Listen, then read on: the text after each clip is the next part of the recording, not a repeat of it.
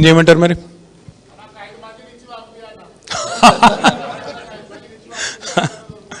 Press వాళ్ళు తీసుకుపోతారు, వాళ్ళ బండ్లలో తీసుకుపోతారు మీరు కావాలంటే.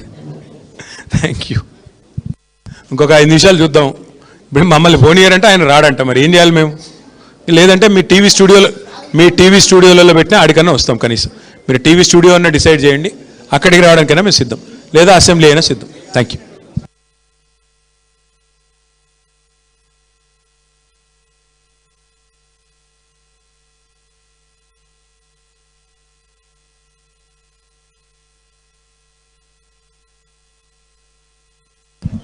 వట్టినాగులపల్లిలో భూముల మీద పడి గూండాగిరి చేసింది ఎవరో అందరికీ తెలుసు.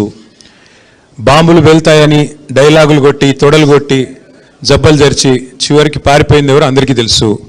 ఇవాళ లొట్టపీస్ కేసులు పెట్టి గూండాగిరి చేసే ప్రయత్నం చేసి ప్రతిపక్షం గొంతు నొక్కే ప్రయత్నం చేస్తున్నది ఎవరో అందరికీ తెలుసు.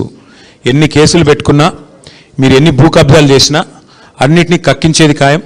ప్రభుత్వంలోకి వచ్చిన తర్వాత తప్పకుండా ఎవరెవరు అక్రమార్కులు ఈ 1 కోటి ఎకరాలు నిషేధిత జాబితాలో పెట్టిన వాళ్ళు ఎవరు, దాని వెనకాల జరుగుతున్న 30% లావాదేవీలు ఏంటి, ఇవన్నీ కూడా కక్కిచ్చే బాధ్యత. ఇవాళ బీజేపీ అండ చూసుకొని కాంగ్రెస్ మంత్రులు బీజేపీ అండ చూసుకొని చెలరేగిపోతూ ఉన్నారు.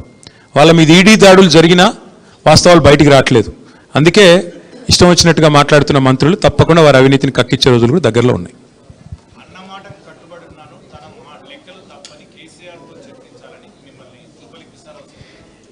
అరే నాకు అర్థం కాని విషయం, చేతగాని వాళ్ళు ఎందుకు మాట్లాడాలి? జూపల్లి కృష్ణారావు గారిని అసలు అడిగింది ఎవడు? నేను మళ్ళీ చెప్తా ఉన్నా, మేము సవాల్ చేసింది రేవంత్ రెడ్డి గారిని లేదా రాహుల్ గాంధీ గారు ఎవరు వస్తారో చెప్పండి అన్నాం. వాళ్ళిద్దరూ కాకుండా సందట్లో సడేమియా నువ్వే దూరితివి. దూరి నేను వస్తా 11 గంటలకు తెలంగాణ భవన్ కొని డైలాగులు కొడితివి, ఇప్పుడు పారిపోతివి, ఇప్పుడు మళ్ళీ గన్ పార్క్ అంటివి, నేను ఆడికి వస్తా అంటే అరెస్ట్ చేయించబడుతుంది. మళ్ళీ మీదికి వెళ్ళి ఇప్పుడు కేసీఆర్ గారు రావాలా? మీ ముఖ్యమంత్రి గారి స్థాయికి మేమే ఎక్కువ ఉన్నమాట చెప్తున్నా. కేసీఆర్ గారు మీకు అంత స్థాయి లేదు. కేసీఆర్ గారు రావాలంటే రాహుల్ గాంధీ గారు వస్తే కేసీఆర్ గారిని మేము తీసుకొస్తాం. ఓకే,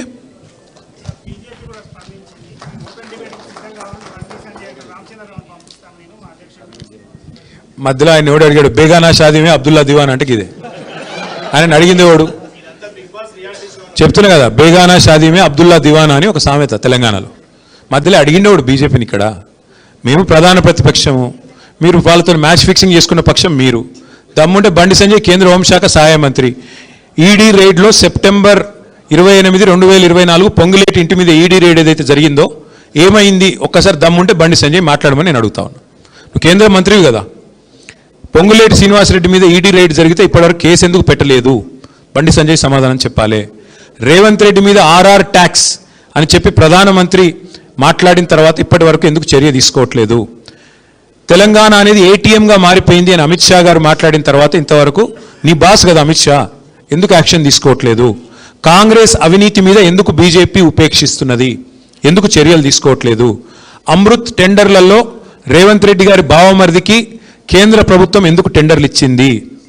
సింగరేణిలో జరుగుతున్న కుంభకోణం ఇవాళ మీ కనుసన్నలో జరుగుతున్న మాట వాస్తవం కాదా? 40 లక్షల టన్నుల బొగ్గు మాయమైంది అంటే దానిలో బీజేపీ పాత్ర లేదా? అట్లాగే నేను ఇంకొక మాట అడుగుతున్నా, మీ బీజేపీ ఎంపీలకు ఇక్కడ తెలంగాణలో రేవంత్ రెడ్డి గారు కాంట్రాక్ట్లు ఇస్తున్నారు అంటే విశ్వేశ్వర్ రెడ్డికి, సీఎం రమేష్కి, అందులో మీ వాటా ఎంత చెప్పాలి బండి సంజయ్ గారు, కిషన్ రెడ్డి గారు? నేను అడుగుతాను. చాలా ఇంకేమని చెప్పాలా? చాలా. ఇక మరి మంత్రి గారు వచ్చినట్లు లేరు. షాల్వా దయచేసి వారికే మీరు మీడియా మిత్రులు ఇవ్వాలని చెప్పి మీకు ఇచ్చేస్తా ఉన్నా. Thank you. Thank you. మీ ద్వారా ఆలోచిస్తాం అనే మాట చెప్పినారు. Thank you.